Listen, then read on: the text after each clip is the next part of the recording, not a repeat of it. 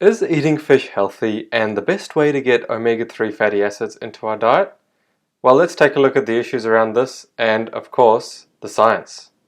Please follow us on Instagram at High Carb Health, and don't forget to click on that green H so you follow our stories and get to see everything that we eat and do throughout the day. If you haven't subscribed to our YouTube channel, click on that subscribe button and the bell notification icon so you are notified of all future videos. Hey everyone, today we're looking at fish, whether it's a healthy food, and we're also taking a look at whether it's the best way to get our omega-3 fatty acids. One of the main issues that people have around fish consumption is that it is one of the leading ways to get toxins into your body. And let's think about this. What gets dumped into our oceans every single day? Lots of our rubbish, toxic junk. And basically our oceans have become a dumping ground for all of the things that we don't want in this world. And because of this, it pollutes our waters and we end up getting that pollution into the fish. And when we consume it, hey presto, it's into our bodies. So let's take a look at one of the major toxins that we discuss when it comes to fish consumption, and that is mercury. So mercury is a toxic heavy metal, and it is one of the primary concerns related to fish consumption. A recent study found that as much as 84% of the world's fish contains unsafe levels of mercury. And according to a 2013 report by the United Nations, mercury emissions are rising all around the world, making this a global health problem. Even global warming gets some of the blame, with warmer temperatures leading to higher mercury levels in fish. As mercury levels rise around the globe, eating fish becomes a much more risky proposition because there are higher and higher levels of this toxic heavy metal in the flesh of the fish. Now, there are several concerns with ingesting mercury. Exposure to the heavy metal has been linked to an increased risk for diseases such as cancer and diabetes, as well as short and long-term problems with the heart, blood vessels, brain, and nerves. Exposure is an even greater concern for pregnant women, as mercury can cross the placenta and accumulate in the baby's tissue, slowing down its brain development. Researchers have found a relationship between regular tuna consumption and breast cancer in Hispanic women. The link between mercury and diabetes has been examined in greater detail in recent times. An 18-year study published by the American Diabetes Association in 2013 found that those with the highest levels of mercury exposure had a 65% increased risk of developing diabetes compared with those who have the lowest levels of mercury exposure. In addition to mercury, other pollutants found in fish are linked with type 2 diabetes. And even though the consumption of fish and omega-3 fatty acids, including DHA and EPA, has been associated with a decreased risk of heart attack in individuals consuming a Western diet, recent studies have shown that mercury exposure may produce the opposite effect. In one study, mercury levels were 15% higher among those patients who suffered a first heart attack. A second study showed an increased risk of death from heart disease with increasing mercury exposure. In 2005, researchers in Finland found that a high amount of mercury in hair may be a risk factor for heart attacks, heart disease, and overall death in middle-aged men. In the same study, it was discovered that mercury contamination from fish reverses the positive effects of omega-3 fatty acids on heart health. Because mercury accumulates in our tissues, including the heart tissue, consumption of this neurotoxin increases the risk for high blood pressure, irregular and increased heart rate, and death from heart attack and stroke. In addition to mercury, there are other pollutants that accumulate in fish itself, shellfish. Mercury, PCBs, chlordane dioxins, and DDT account for most fish advisories issued by the EPA. These pollutants accumulate in our bodies over a lifetime and can lead to problems including poor brain development, liver damage, and disruption of the immune system. Many of these chemicals are especially problematic because they are not readily cleared by the body. Therefore, even if exposure is limited to a short period of time, the potential risks can last a lifetime.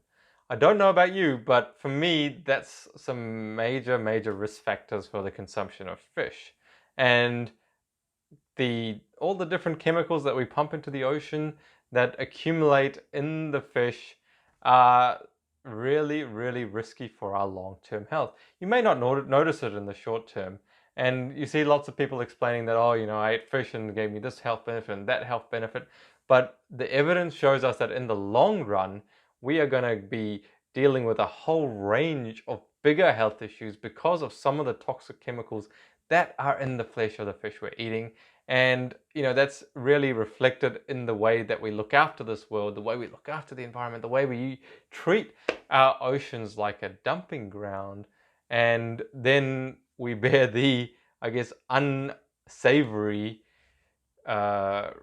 risks that come along with that, which is the overall detriment to our health, because we have to face the consequences of these decisions that we make. So the taste pleasure of having fish for a short period of time can lead to a lot of major issues in the long run for us. Fish consumption is generally promoted as a good source of omega-3 fats. Omega-3 fats are unsaturated and anti-inflammatory, which makes them beneficial for heart and brain health. However, animal products, including fish, are the main source of saturated fat and the only source of cholesterol in the diet, both of which contribute to high cholesterol and inflammation in the body, increasing the risk for a heart attack or stroke. Although some of the fat in fish is in the omega-3 form, much of the remaining fat is saturated. Chinook salmon, for example, derives 52% of its calories from fat, and swordfish derives 30%. About 1/4 of the fat in both types of fish is saturated. Fish and shellfish are also significant sources of cholesterol. 3 ounces of shrimp has 166 milligrams of cholesterol, while the same amount of bass has about 80 milligrams. In comparison, a 3-ounce steak has about 80 milligrams. Thus, eating fish regularly can put a person at risk for diseases associated with consuming excessive saturated fat and cholesterol, such as heart disease, stroke, and diabetes. Even Eskimos who have a fish-centered diet are not free of heart disease. High levels of toxins, fat, and cholesterol, along with a lack of fiber, make fish a poor dietary choice. However, fish oils, especially taken as a supplement, have been popularized to treat everything from heart problems to arthritis. Though ingesting fish oil in supplement form eliminates some of the health concerns associated with eating fish, current research shows that there may not be any benefits to taking the supplement. According to a review that combined data from 20 studies, the use of omega-3 supplements over a 2-year period had no effect on heart-related death, heart attack, or stroke. A second review of 14 studies found similar results. Fish oil supplements did not protect people already diagnosed with heart disease from a second heart attack or related illness. The same lack of protection holds true when looking specifically at people with type 2 diabetes who take fish oil supplements. Instead of supplementing omega-3 fats from fish oil, supplementing from a plant-based source like walnuts and chia seeds may offer actual protection from heart problems. Fish oil supplements have also been touted as beneficial for brain health. However, according to a 2012 study, no link was found between supplementation and prevention of Alzheimer's disease. For patients already diagnosed with Alzheimer's disease, supplementation did not slow down mental decline. In fact, one study showed that higher levels of the omega-3 fats EPA and DHA in the blood are actually associated with increased mental decline. This is one of the reasons we do not recommend supplementing with EPA and DHA and only relying on food sources for your omega-3. The science is not strong enough to suggest that long-term use of EPA and DHA supplementation, even from plant sources, is going to give you that long-term benefit that we're looking for our brain health. It's actually safer at this stage, based on the evidence we have available, to only focus on food as a source of ALA, which will then convert to EPA and DHA in our bloodstream or in our bodies, and therefore provide all the omega-3 that we require. In 2013, a study published by the National Cancer Institute found that men with higher levels of omega-3 fatty acids in their body from supplementing with fish oil had a higher chance of developing prostate cancer and also of developing a worse form of the disease.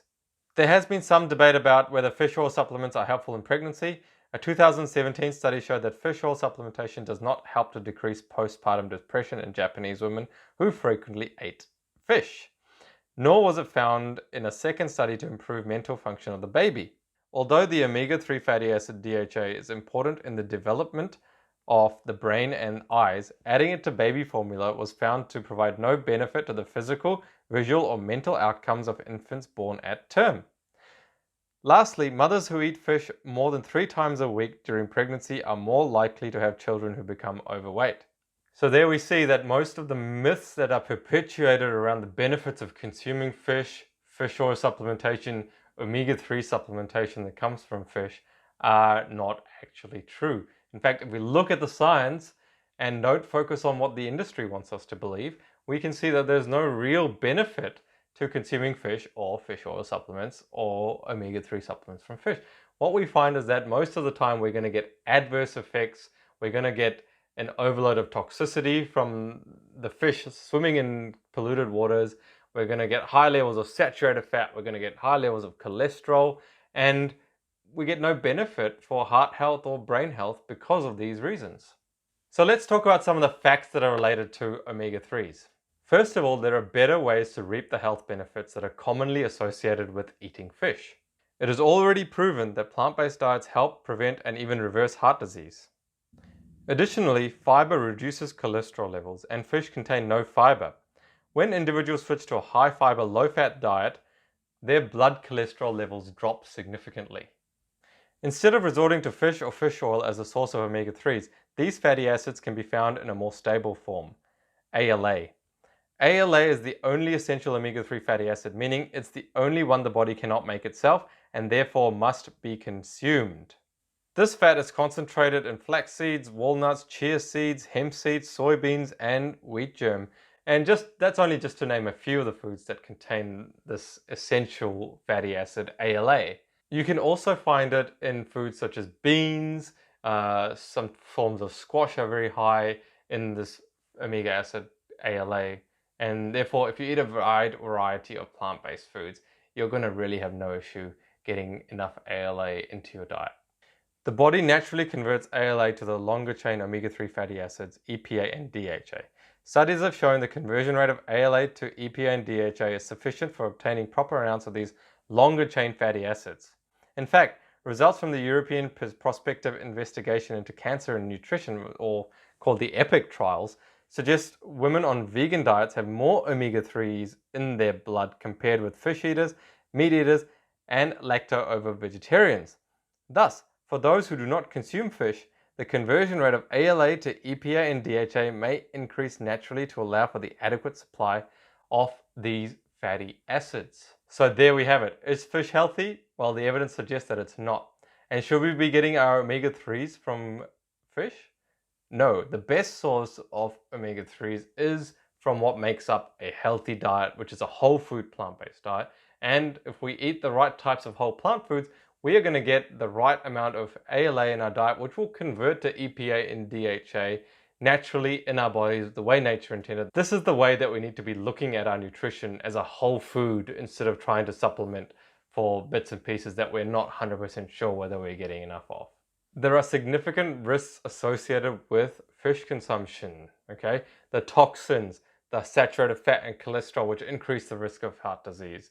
And we also know that because fish doesn't contain any fiber, it is not a suitable food choice for our overall health, and especially for those of you following us on terms of gut health, for the microbiome. Every food that you eat that contains zero fiber is affecting your gut microbiome in a negative way, and we need to be aware of that. So make sure every single meal includes enough fiber, and do not try and remove foods, or do not try and remove fiber from your plate by adding foods that don't contain any of it. By focusing on plant foods like vegetables, fruits, whole grains, beans, peas, nuts and seeds, one can get the full range of essential nutrients without the toxins and other health risks associated with fish consumption.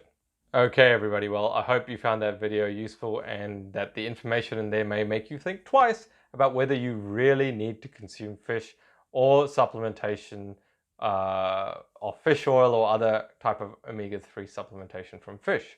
It's very clear that we don't need to consume fish in the diet, and there's so many other issues that are associated with fish, along with the environmental issues, the issues of overfishing, the issues of the deep sea trawlers ripping up the seabeds, the fact that studies show that we may not have any fish in the sea by 2048 if we continue to consume fish at the rate we do today, which means our oceans will be dead, and all the oxygen and all the other issues that are associated with that environmentally are just enormous. So let's think about taking fish off our plates, replacing it with plant foods, and we're going to really notice benefits in our health short term and in the long term, okay? If you like this video, guys, please give this a thumbs up. If you have any questions about any of the topics I've raised today, leave me a comment in the description below. If you want to see more videos like this, hit that subscribe button and click on the little bell notification icon to be notified of all our future videos. Take care, everyone, and until next time, eat plants and lots of them. Give this video a thumbs up if you know what it's like to live with IBD, and subscribe to the channel for more videos like this. This channel is designed to help people recover from colitis, Crohn's, and any other form of IBD. You can always head to our website, highcarbhealth.com, for a free 30-minute consultation from anywhere in the world. And remember, there is a life after colitis.